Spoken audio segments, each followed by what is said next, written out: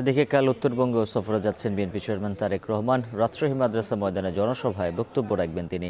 এরপর নওগাঁ হয়ে রাত্রি যাপন করবেন বগুড়ায়। বিএনপি চেয়ারম্যানের এই সফর ঘিরে উচ্ছ্বসিত নেতাকর্মীরা। বিস্তারিত জানাতে যুক্ত আছেন রাকিবুল হাসান। রাকিব, জানাবেন তারেক রহমানের উত্তরবঙ্গ সফরের আর কি সূচি রয়েছে, আর রাজশাহীতে জনসভার প্রস্তুতি কেমন চলছে?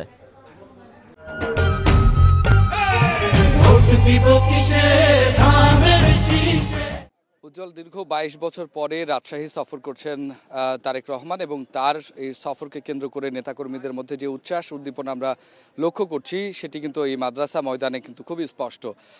এই গেল ৩ দিন থেকে আসলে মাদ্রাসা মাঠ প্রস্তুত করা হচ্ছে তার এই বিশাল জনসভার জন্য। তারা এখানে যেহেতু নাটোর, রাজশাহী এবং চাঁপাইনবাবগঞ্জ এই ৩ জেলার সমন্বয়ে এই সমাবেশটি হবে, সুতরাং এখানে লক্ষ লক্ষ মানুষের নেতাকর্মীর উপস্থিতির প্রত্যাশা করা হচ্ছে, যার কারণে চারিদিকে নিরাপত্তা এবং একই সাথে এখানে যারা নেতাকর্মী রয়েছেন তারা কিভাবে দায়িত্ব পালন করবেন সেই নির্দেশনাগুলো এখন কিন্তু দেয়া হচ্ছে। এবং একই সাথে পুরো এই জনসভাটি একেবারেই এই যে আগামী দিনের যে নির্বাচন সেই নির্বাচন উপলক্ষে তারেক রহমান কি নির্দেশনা দিচ্ছেন এবং তার কাছে এই রাজশাহীর জন্য আসলে কি প্রত্যাশা করবেন রাজশাহীর মানুষ, সেটি নিয়ে আসলে গুঞ্জন আলাপ আলোচনা চলছে। এবং নেতাকর্মীরা বলছেন যে স্মরণকালের সবচেয়ে বড় একটি জনসভা দেখতে চলেছে রাজশাহীর মানুষ এবং 3টি জেলা থেকে এখানকার মানুষজন আসবেন এবং শুধুমাত্র এই মাদ্রাসা মাঠ না, এর আশপাশে যে রাস্তা সড়ক সেখানেও আসলে মাইক দিয়ে কিন্তু আসলে প্রচারণার ব্যবস্থা করা হচ্ছে এবং এর মধ্য দিয়ে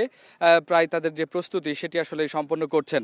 এবং একই সাথে আমরা আসলে দেখছি উজ্জ্বল যে এখানে নেতাকর্মী যারা আছেন তারা প্রায় 12:30টার সময় একটি সংবাদ সম্মেলন করবেন এবং আমরা যেটি জেনেছি যে তারেক রহমান এখানে বিমানে আসার পরে এখানে নামার পরে এখানে জনসভা শেষ করবেন প্রায় 3টা-3:30টা নাগাদ। তারপরে সেখান থেকে নওগাঁ এবং তারপরে বগুড়া উদ্দেশ্যে রওনা দিবেন। তো এই ছিল রাজশাহী থেকে আমার কাছে সবশেষ। উজ্জ্বল।